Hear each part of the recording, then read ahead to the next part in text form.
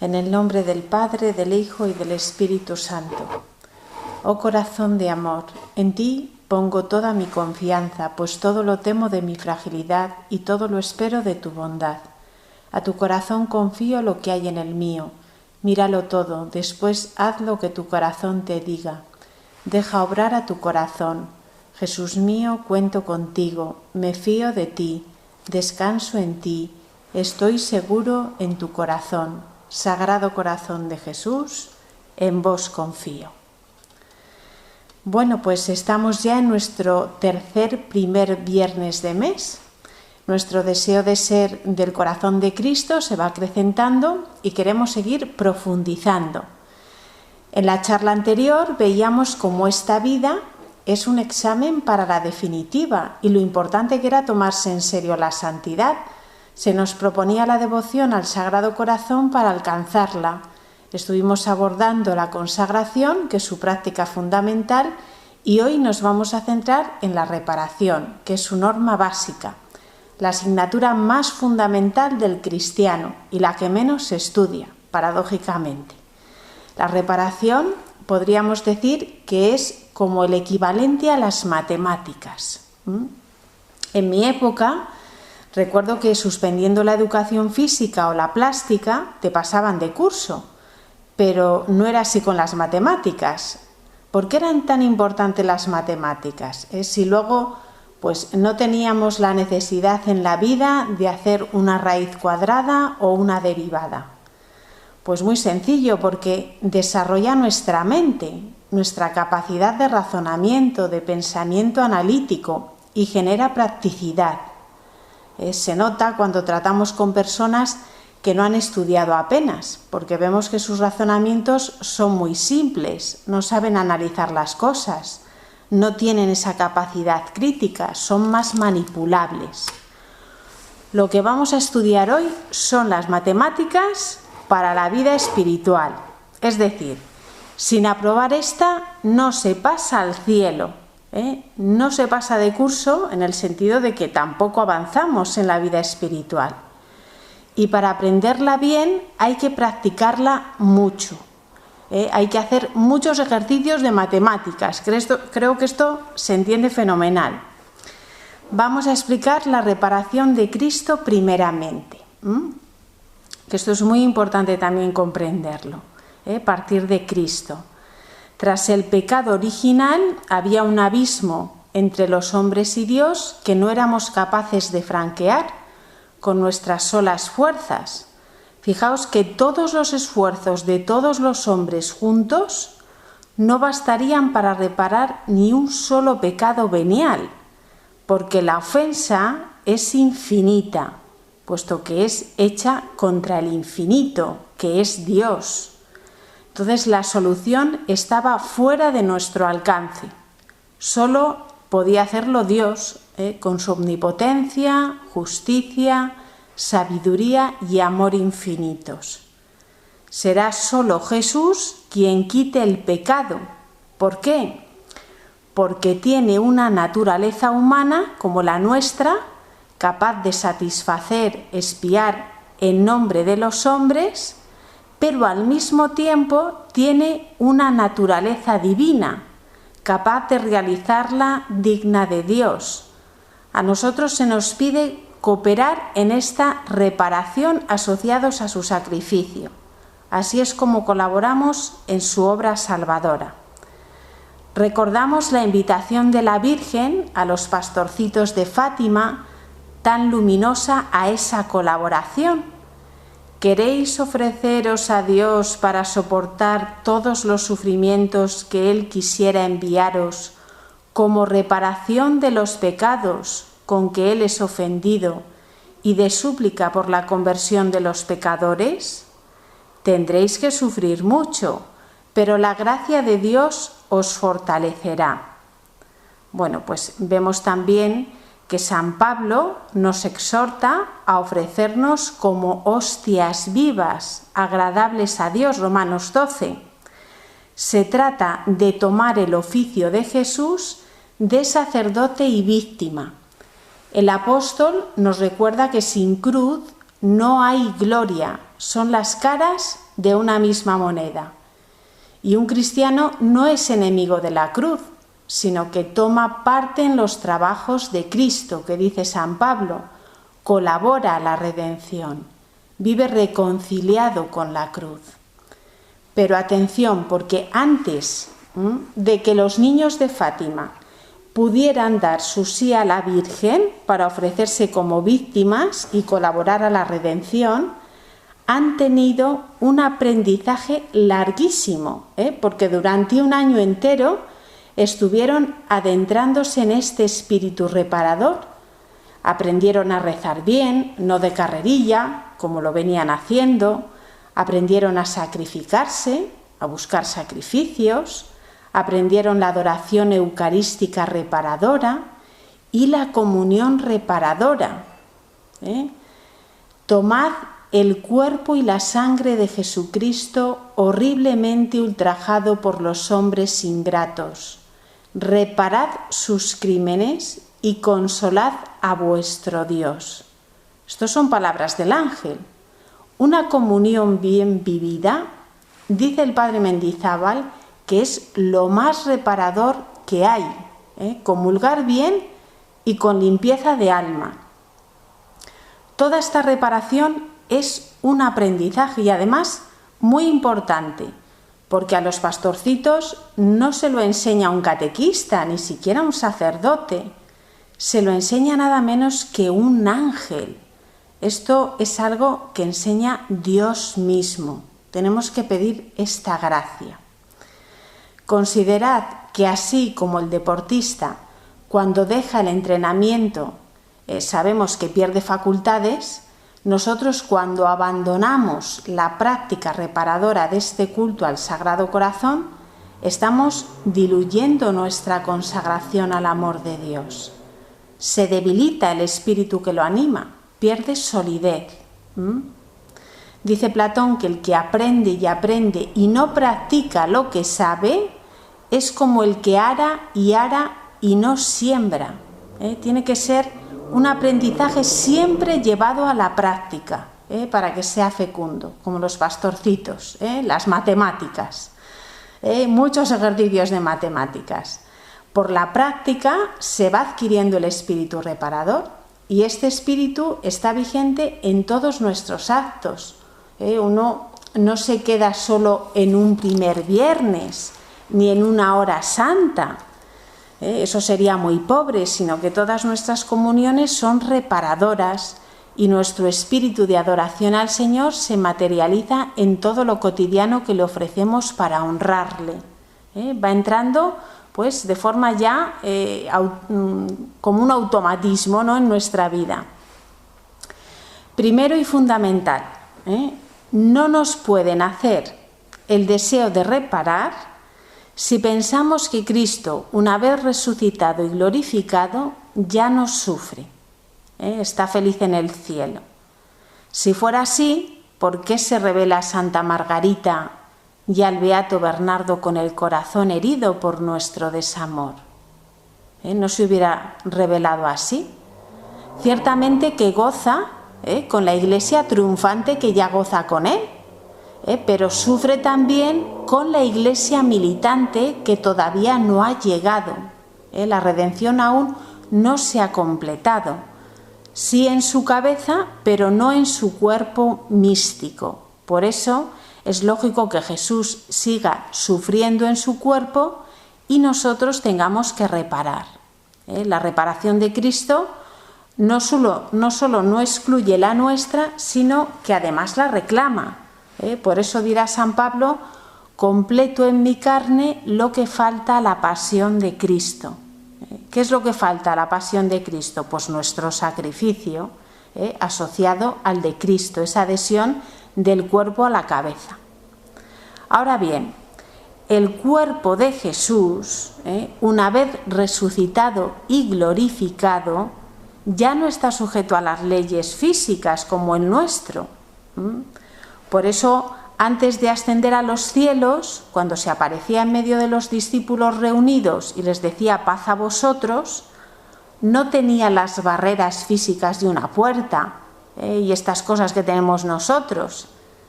Él se plantaba en medio. Esto no significa que sea un fantasma, como se pensaron.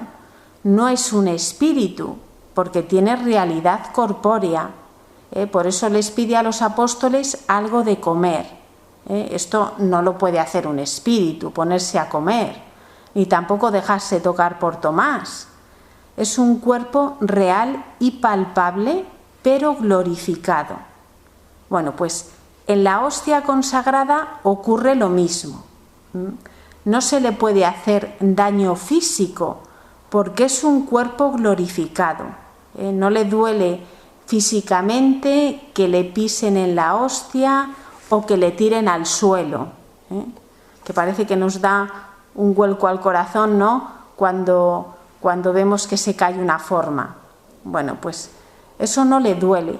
Lo que le duele en el alma al Señor es la intención del que ha querido hacerle daño. Es un sufrimiento moral. Su dolor es un dolor de corazón. Es el rechazo y desprecio hacia su persona. Como nos duele a nosotros los desprecios que nos hacen sin que nos toquen un pelo. Porque vaya, si nos duelen. Por eso desagraviamos las profanaciones y sacrilegios que se hacen a la Eucaristía, porque sabemos que el Señor las sufre. Esto es una realidad. Vamos a comenzar situando la reparación en la situación actual, luego explicaremos lo que es y terminaremos abordando los tipos de reparación que tenemos que vivir, que tenemos que saber. Para situar la reparación, pues me he servido de la Biblia del Corazón de Jesús, de Edward Lotin, no sé si la conocéis, es un tocho un poco gordo, naranja, tiene unas portadas naranjas. Nos hace un recorrido muy esclarecedor a través de las 3 fiestas litúrgicas que ha pedido nuestro Señor por medio de 3 mujeres, a las que se ha revelado, qué afortunadas son las mujeres. Pues mucho. En el siglo XII, la petición de la fiesta del cuerpo de Cristo a través de Santa Juliana, lo que conocemos por la fiesta del Corpus. Nos dice que por aquel entonces la práctica dominical es elevada, pero se ha caído en un ritualismo, en la que los clérigos, los sacerdotes, dudan de su presencia real. Entonces esta fiesta es declaración de fe en la presencia de Cristo, y se va a fomentar la exposición eucarística en todas las iglesias y capillas. Luego viene en el siglo XVII la petición de la fiesta del Corazón de Jesús, como ya sabemos, a través de Santa Margarita María de Alacoque. Este siglo marca la entrada de los tiempos modernos con el racionalismo y la Ilustración, como explicamos en la primera charla. La apostasía llega primero a las élites y luego a las multitudes. Por eso Jesús se muestra con el corazón herido de amor por este abandono, para que el mundo enfriado en el amor se caldease de nuevo. Y con la fiesta vienen las iniciativas reparadoras. La fiesta se pone el viernes siguiente al Corpus, intención de Jesús, para que volvamos a colocarnos alrededor de su corazón vivo que late en la hostia. Ahí es donde está su corazón palpitante. En el siglo XX viene la petición de una nueva fiesta litúrgica, también como ya sabéis, a través de Santa Faustina Kowalska, la de la Divina Misericordia. Y aquí es donde quiero sobre todo aterrizar, porque es muy importante. Dice así la Biblia: hoy la apostasía se ha convertido en masiva y la necesidad de reparación se ha hecho por tanto más urgente que nunca. Pero fijaos lo que dice después: pero contaminado el pueblo cristiano también por la sed moderna de gozar, ya no tiene salud espiritual para asumir sus exigencias. Es decir, nosotros ahora hemos anulado el sacrificio en la vida cristiana. No tenemos esta salud espiritual. el valor redentor del sufrimiento transfigurado por amor se ha convertido en algo ininteligible. Ahora mismo, pues los católicos no lo comprenden, no comprenden el valor del sufrimiento y del sacrificio. El mensaje de Santa Faustina marca, por tanto, el principio de una gigantesca operación divina de curación de los corazones, que recuerda que el Dios amor que se reveló a Margarita y Bernardo es ante todo gratuidad del perdón hacia un mundo rebelde a la ley divina. Volver a anunciar a todos, creyentes e incrédulos, esta noticia es la prioridad pastoral de la nueva evangelización, fijaos, de los pueblos descristianizados, de nuestra España. Predicar la confianza en su misericordia para que vuelvan a Dios y a los sacramentos. La finalidad de la Divina Misericordia, de esta fiesta y de esta devoción, es la vuelta del Hijo pródigo, que vuelvan a acercarse a Dios y a los sacramentos. Esta, como ya sabéis, ha sido la constante y es la constante preocupación del Papa Francisco. Por eso puso esas jornadas estupendas de 24 horas de adoración y confesión y declaró el año de la misericordia, que ha dado pues bastante pena, ¿no? Ver que no se ha sacado el fruto deseado, que ha pasado un poco sin pena ni gloria. Esta fiesta de la Divina Misericordia quiso el Señor fuera seguida de la resurrección. ¿Por qué? Porque es el fruto alcanzado por Cristo con su muerte y resurrección. Por eso dice que lo que el pecador debe saber primero y ante todo es que el corazón de Jesús está abierto y dispuesto a acogerle, pero habiendo retornado a su Padre del cielo, tendrá que saber cuánto le ha costado esto al corazón de su Hijo. Y este es el salto que hay que dar después hacia la reparación, a vivir la reparación. Al Hijo pródigo, el Padre no le muestra de entrada lo que le ha hecho sufrir, porque busca ante todo la reconciliación, no espantarle. Por eso le oculta las heridas de su corazón y le evita el reproche. Esto se ve en la revelación a Santa Faustina, donde Jesús no se muestra con el corazón llagado y coronado de espinas, sino que esto queda escondido dentro de su pecho. Solo muestra los rayos de luz que emanan de esa fuente interior, que es su gracia y misericordia, para atraerle. Y afirma después, la devoción al corazón de Jesús es despertar en el corazón del cristiano que vuelve a ser ferviente, que vuelve también a acercarse ya a la Iglesia, a los sacramentos, una respuesta de entrega total a Dios, que es propiamente la consagración y que es reparadora. Tristemente, la mayoría de los católicos pues viven ponderando la misericordia de Dios, pero sin colaborar con ella. Se acogen al perdón de Dios, pero luego no reparan, ni por sus pecados, ni por la conversión de los pecadores, no avanzan en la vida espiritual, porque no podemos quedarnos con lo que emana de la herida sin caer en la cuenta de que nace de una herida, y que si tenemos el perdón y su misericordia es gracias al sufrimiento abrazado de Jesús, y esto hay que repararlo. Jesús se lo deja muy claro a Santa Faustina cuando le dice que en la imagen que pide para su veneración, que no sé, acordaros de la imagen preciosa de la Divina Misericordia con los dos rayos. Bueno, pues en esa imagen dice que su mirada es igual a su mirada en la cruz. Esto se lo dice Jesús a Faustina. Y no se parece nada a las imágenes que nos encontramos que te miran de frente, que son las más divulgadas y las que están más lejos del deseo de Cristo, porque Él quiso mostrarse desde ese ámbito de la cruz. Bueno, pues vamos a empezar con la definición de reparación. ¿Qué es reparar? Para esto yo he cogido el diccionario, que viene muy bien. procede de la palabra latina reparare y significa preparar de nuevo, restaurar. Benedicto XVI nos da una definición más completa.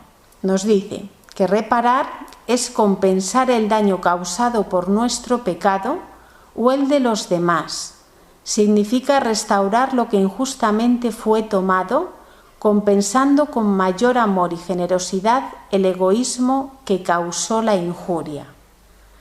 Pero a mí siempre me ayuda a tener también una definición gráfica, una imagen, para no olvidarla nunca. La reparación, podríamos decir que es la Verónica. La Verónica enjugando el rostro de Jesús. Fijaos qué imagen más preciosa y más impresionante, que además os la he mandado, porque os he sacado la imagen de la película de la Pasión, que es la verdad bastante impactante. Aunque nuestro amor sea pequeño e imperfecto, nosotros tenemos que ser como esta intrépida mujer, tenemos que ser valientes y audaces. Fijaos que a la Verónica no la paralizaron los miedos ni las represalias de los soldados para confortar las heridas de Jesús. Todo lo contrario, movida por la compasión, decide amar en medio de toda esa multitud movida por el odio y la indiferencia. Enjugar su rostro fue como enjugar su corazón sangrante y dolorido. Fijaos qué visión tuvo Bernardo, el beato Bernardo, el 10 de agosto de 1729. Se le representó Jesús con su cabeza ensangrentada, corriendo hilos de sangre que bañaban su rostro. Su cuerpo estaba todo llagado, parecía que acababan de abrirle la llaga del costado, de donde salía a borbotones su divina sangre. Sentía Bernardo como si quisiera inundarle en las olas de su amor. No cesaba de mirar a Jesús tan abatido. En ese momento Jesús le dijo: «Desechado de los hombres, me vengo a consolar con mis almas escogidas». Fijaos, Bernardo fue su alma escogida para esa consolación. Y nosotros tenemos que ser esas almas escogidas, que estén para descanso y consuelo de Jesús. Con nuestro amor de reparación vamos a ver que no solo podemos ser bálsamo que las alivie, no solo está la consolación, sino que también venimos a ser como el betadine que ayuda a cicatrizar y curar sus heridas. La reparación siempre trae premio, y más cuando se arriesga algo por Cristo, porque a la Verónica la podían haber empujado, la podían haber golpeado, o sea, realmente ella arriesgó. ¿Y qué regalo recibe? Pues nada menos que su rostro, que es espejo del alma, ¿no? El rostro es espejo del alma, quedará impreso en su velo. En aquel tiempo el velo significaba la interioridad de la persona, es como que quedó grabado dentro de ella. Este amor no amado es lo que ya no va a olvidar jamás la Verónica.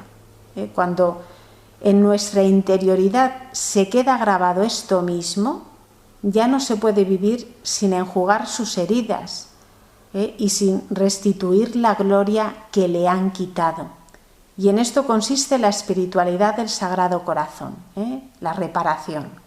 Por eso vamos a explicar ahora los tipos de reparación que hay, que explica el padre Mendizábal. Y lo vamos a hacer además tomando el mensaje de Fátima, con el ejemplo de los pastorcitos, que es muy esclarecedor. Primero está lo que se llama la reparación negativa, que consiste en evitar el pecado para evitar la ofensa. Esta reparación aparece en nuestro mapa, no os olvidéis del mapa, el mapa siempre con vosotros. En el mapa del tesoro aparece con la forma de una calavera. esta calavera siempre hay que esquivarla, porque es la muerte. Hay que dejarla a un lado del camino, por ahí ni pisar. Lagarto, lagarto, que decíamos. Será la gran preocupación de Francisco, que quiere consolar a Jesús tan ofendido y triste, y para eso va a procurar no solo evitar todo pecado mortal y venial, sino que quiere evitar que otros pequen y ofendan a Dios, y por eso les advierte. La corrección fraterna nunca debemos olvidarla, aunque hay que saber hacerla, con amor y con prudencia, buscando la oportunidad. Lucía nos advierte que muchos juzgan el sentido de la palabra penitencia por grandes austeridades y, no sintiendo fuerzas ni generosidad para ello, se desaniman y se rinden a una vida de tibieza y de pecado, y que lo que nuestro Señor quiere es el sacrificio que de cada uno se exige el cumplimiento del propio deber en la observancia de la ley, y que esa es la penitencia que ahora pide y exige. Esto es lo que nos dice Lucía, la vidente de Fátima, una de las tres pastorcitos, ¿no? Y esto es lo mismo que nos dice y que denuncia el Papa Francisco, que no se puede tener esa doble vida, ¿no? De ir a misa y luego engañar, mentir, estafar. Tenemos que ser coherentes con nuestra fe, y que se nos pide ese deber en la observancia de la ley, y según nuestro estado, en el cumplimiento de nuestro deber.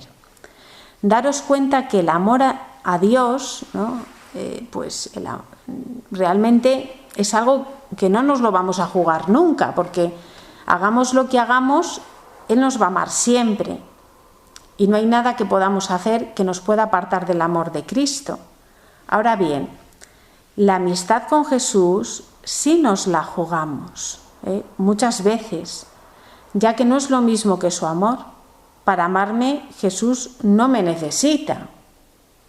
La amistad, sin embargo, es cosa de dos personas. Dos no son amigos si uno no quiere. Por eso los amigos se muestran signos que sellan su amistad. Jesús dice en el Evangelio: vosotros sois mis amigos porque todo lo que he oído a mi Padre os lo he dado a conocer. Bueno, pues no se refiere a las palabras durante su vida pública, en ellas no nos dio a conocer todo, se refiere a la cruz, donde mostró todo el amor con que el Padre nos ama. Ella es el signo de su amistad conmigo. ¿Qué signo le tengo que mostrar yo de mi amistad? Pues lo tenemos en Juan 15:14. Vosotros sois mis amigos si hacéis lo que yo os mando. Este es el signo que espera de mí. Una vida vivida en obediencia, pero por su amor, no por lo que pueda recibir. Esto sería una amistad interesada, de estas ahí a patadas, ¿no? Cuando Santa Margarita habla de los perfectos amigos que se pretende formar el corazón de Jesús, se refiere a los que se mueven por el amor, no por la paga del cielo. Ya sabéis que existen 3 grados en el amor, los que corresponden movidos por el temor al infierno, los que lo hacen movidos por los beneficios y los que lo hacen por verdadero amor. Cuando no existe el 3er grado, pues bien está movernos por el primero o por el 2º grado, pero no es lo perfecto, no es un amor perfecto. Vamos ahora con el segundo tipo de reparación, que es la reparación afectiva, que consiste en consolar. Consolad a vuestro Dios. Son palabras del ángel que calaron vivamente en Francisco y orientaron toda su vida, y que deben orientar la nuestra. En el Salmo 68:21 tenemos el reclamo del mismo Dios. Fijaos lo que dice: la afrenta me destroza el corazón y desfallezco. Busco compasión y no la hallo, consoladores y no los encuentro. Jesús Se queja Santa Margarita de las ingratitudes, irreverencias, sacrilegios, frialdades y menosprecios que recibe, y en especial en el sacramento del amor, que es la Eucaristía. Y dice que lo que más le hiere es que sean corazones que le están consagrados los que le tratan así. Se refiere a religiosos, religiosas, sacerdotes. ¿Qué nos pide el corazón de Jesús? Lo que pidió a Santa Margarita. Al menos tú ámame. Al menos tú ámame. ¿En qué consiste la consolación al corazón de Cristo? Queremos amarle, queremos responder como Santa Margarita. Bueno, pues consiste en investir o impregnar de amor todo lo que hagamos, de modo que Jesús desvíe la mirada de nuestras faltas y las de los demás para que mire solamente nuestro amor y nuestras buenas acciones. En el mapa está representada esta reparación con un emoticono que sonríe, porque ese es el objetivo, arrancar una sonrisa a Dios cuando es herido. Esto es algo que nos nace hacer con los amigos.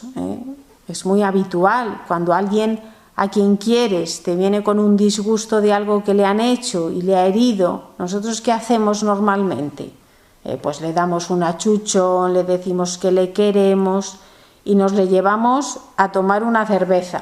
Lo de la cerveza, oye, es infalible, porque esta persona ya se ve arropada con tu cariño, con el tiempo que le dedicas, con la cerveza que le encanta, y además, como tú le estás distrayendo con otras conversaciones, casi sin darse cuenta, ha dejado de pensar en sus heridas. Bueno, pues con Jesús es lo mismo, porque su corazón es un corazón sensible como el nuestro. También necesita de la consolación y también necesita de nuestro cariño. No le vamos a invitar a una cerveza, pero podemos hacer 1000 cosas para contentarle. En esta reparación entramos en un grado mayor. La reparación negativa era una voluntad de precepto. Aquí entramos en una voluntad de beneplácito, donde nuestro deseo es agradar a Jesús en lo que hacemos.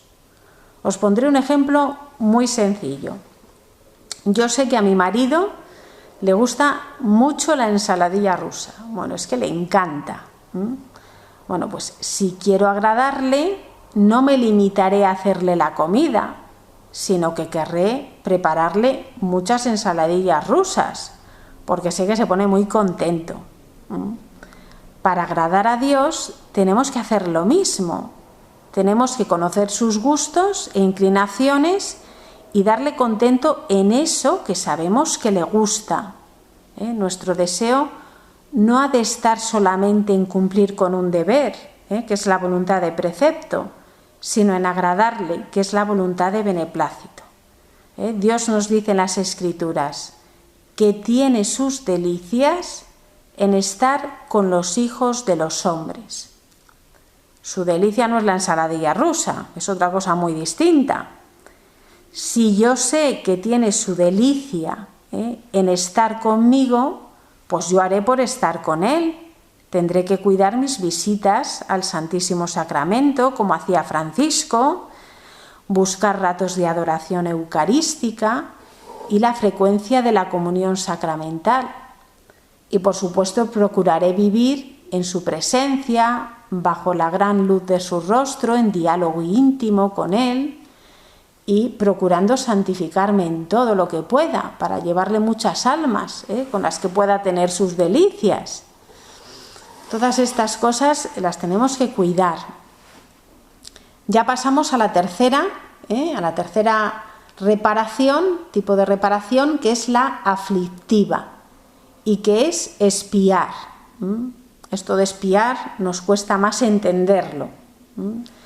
La tenemos representada en el mapa con una cruz, pero de esta cruz emana una luz intensa, ¿no? Yo os lo voy a explicar con un ejemplo que tomé ya hace tiempo y que a mí me ayudó mucho. Bueno, pues este ejemplo es para que os imaginéis que cuando clavamos un clavo en una madera y quitamos el clavo de la madera, todos vemos que queda una marca, queda un desperfecto. Bueno, pues esto mismo es trasladable a lo que sucede en el corazón de Jesús cuando pecamos. Queda la herida. Es verdad que con la confesión quitamos el clavo que le martiriza y esto es un alivio inmenso, pero queda el desperfecto ahí, la herida que has hecho. Y esa herida solo se quita ofreciendo una satisfacción que lo expía, que lo restaure. Es decir, un sacrificio. Ese sacrificio o bien es el sufrimiento que nos viene en la vida o la penitencia que hagamos nosotros.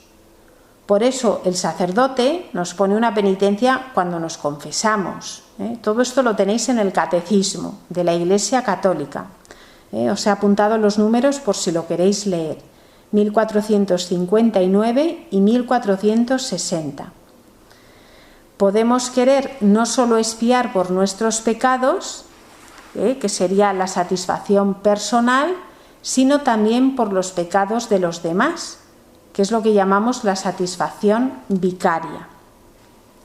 San Francisco Javier, en una de esas embarcaciones largas que vivió, conoció a un vividor de los que en la travesía se jugaba todo en apuestas. Era un hombre vividor de estos un poco tremendos, ¿no?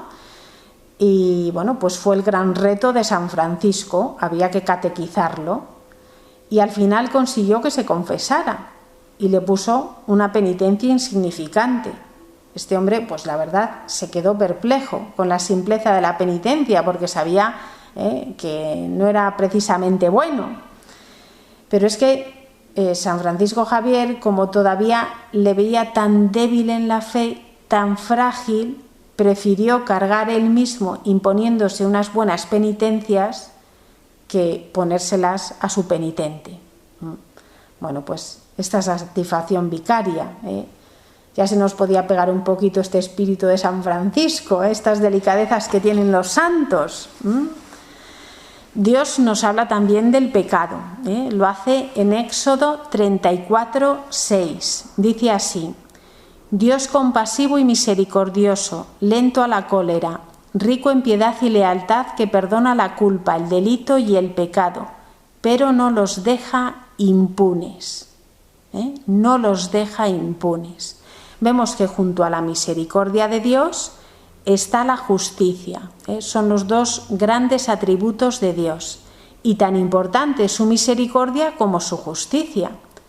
Cuando hay arrepentimiento sincero, dolor de nuestros pecados y propósito de enmienda, por su gran misericordia, se nos perdona la culpa, pero queda la pena, que exige una satisfacción para restituir el orden roto, la herida que hemos explicado.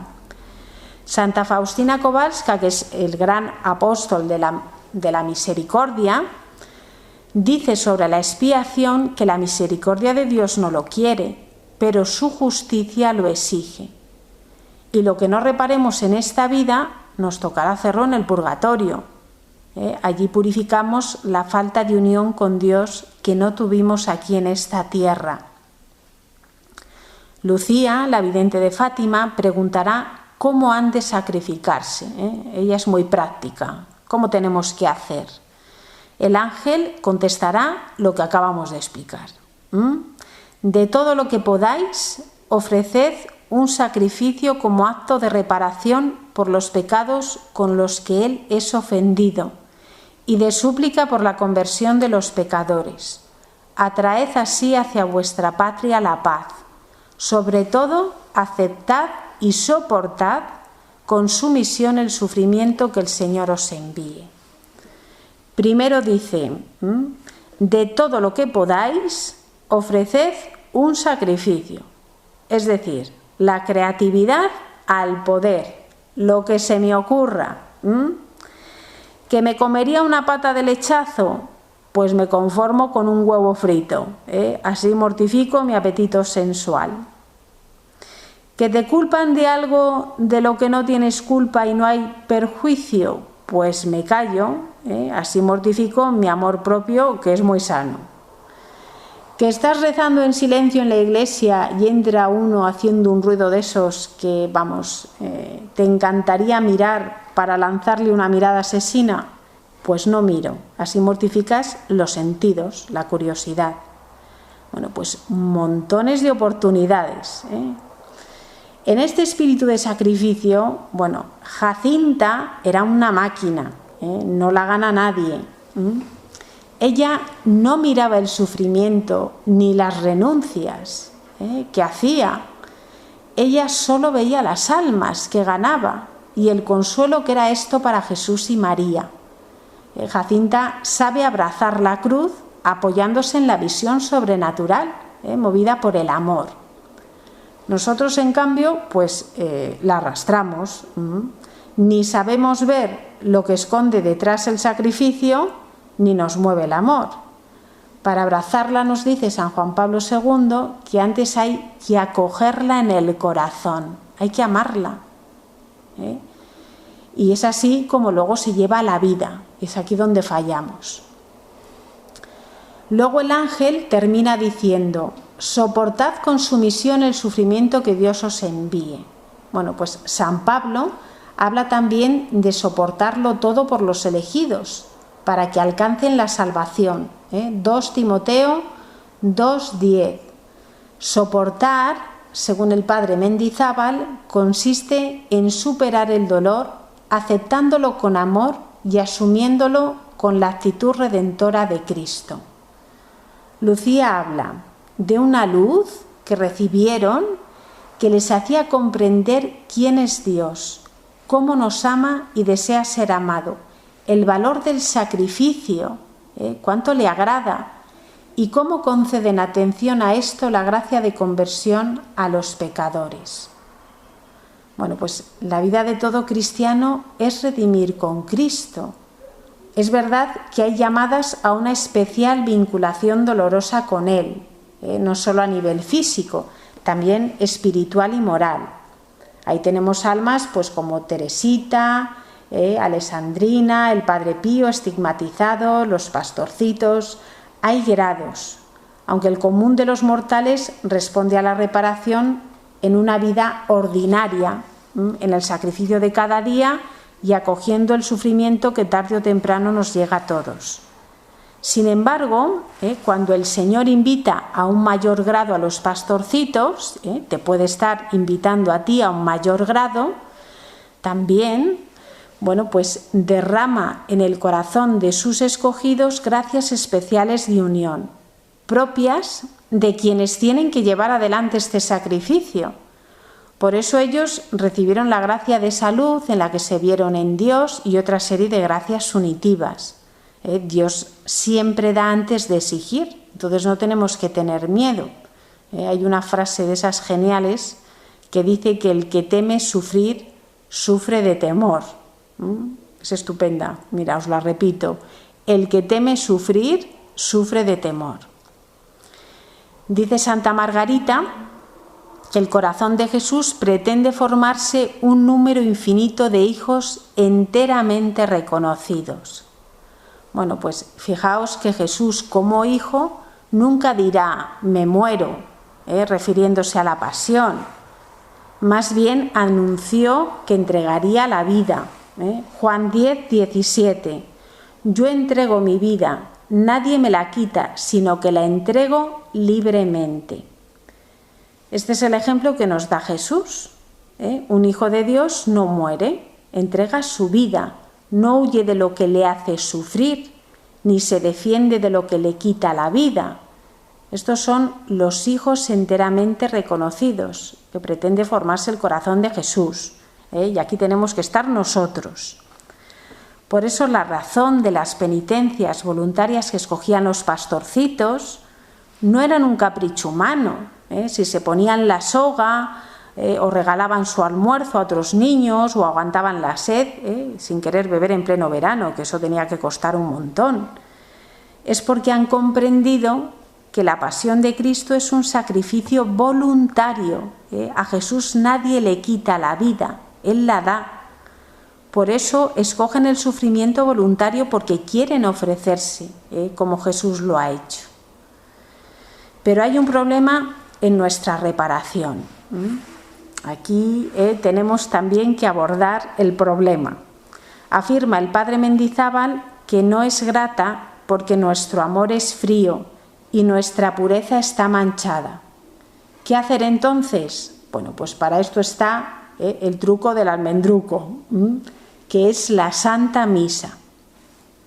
Debemos poner la gotita mezclada en el vino, eso poquito que podemos ofrecer, lo que somos y tenemos, acciones del día, sacrificios, oraciones, para unirlo a la ofrenda de Cristo, que como ésta sí es grata, no está manchada, pues adquiere un valor infinito en favor de nuestros hermanos. Sucede como en el cuento del rey Midas, que era de mi tiempo, no sé si es del vuestro. Bueno, pues se convertía en oro todo lo que tocaba. Este rey convertía en oro todo lo que tocaba. Pues en contacto con Cristo Rey, que es nuestro Rey, se transforma en oro mi insignificante ofrenda, en contacto con la ofrenda de Cristo. Termino con una consideración que siempre me llamó poderosamente la atención.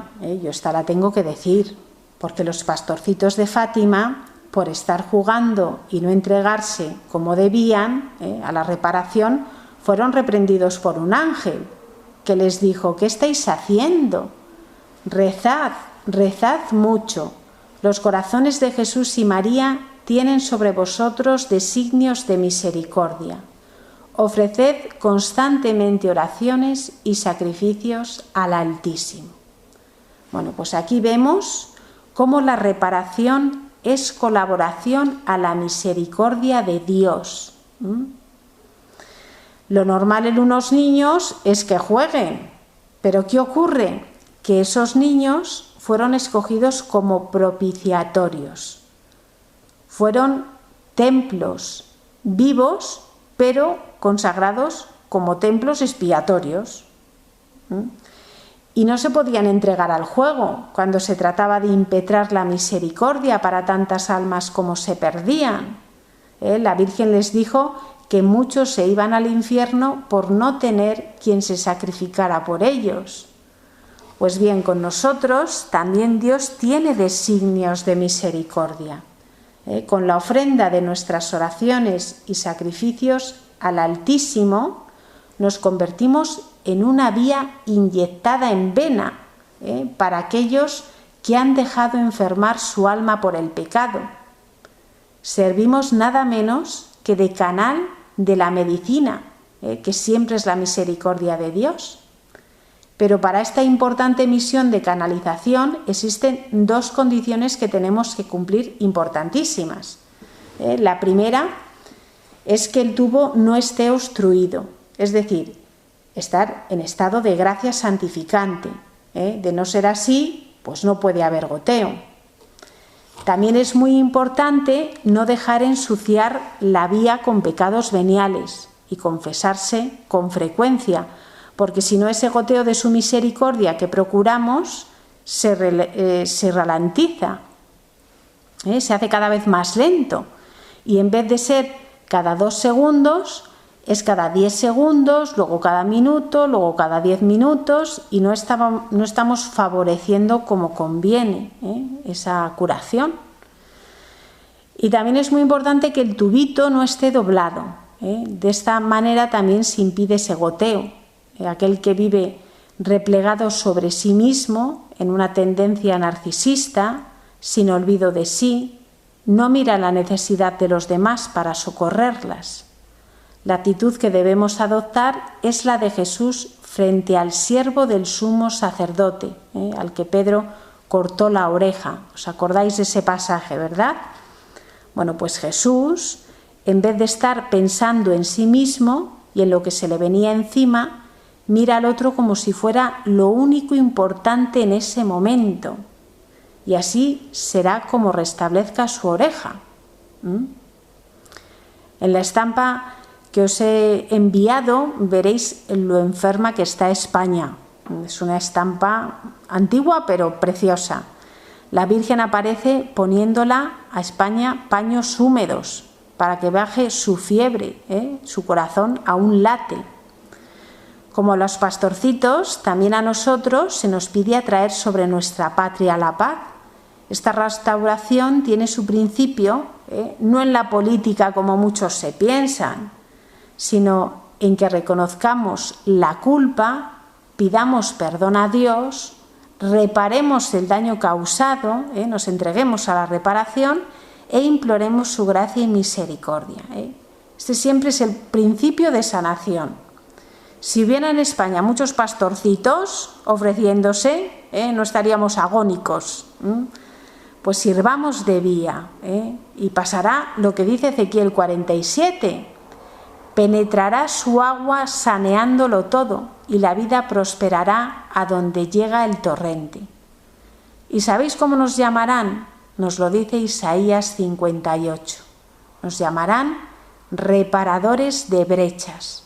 Reconstruiremos antiguas ruinas, cimientos ya olvidados. Bueno, pues no dejemos sola a María en estos cuidados maternos. Pidámosle que nos enseñe a ser almas reparadoras para consuelo de Jesús, siempre velando por el bien espiritual de las almas. A ella seguimos encomendándonos y le pedimos que nos enseñe las matemáticas. Bendita sea tu pureza y eternamente lo sea, pues todo un Dios se recrea en tan graciosa belleza. A ti, celestial princesa, Virgen Sagrada María, te ofrezco en este día alma, vida y corazón. Mírame con compasión, no me dejes, Madre mía, por tu pura concepción, ni de noche ni de día hasta morir en tu amor. Santísima Virgen María, Madre de Dios y Madre nuestra, pastoréame y encontraré la salvación. Quiero ser tu oveja, cúbreme con tu santo manto, protégeme y dame la gracia de no descarriarme. Amén.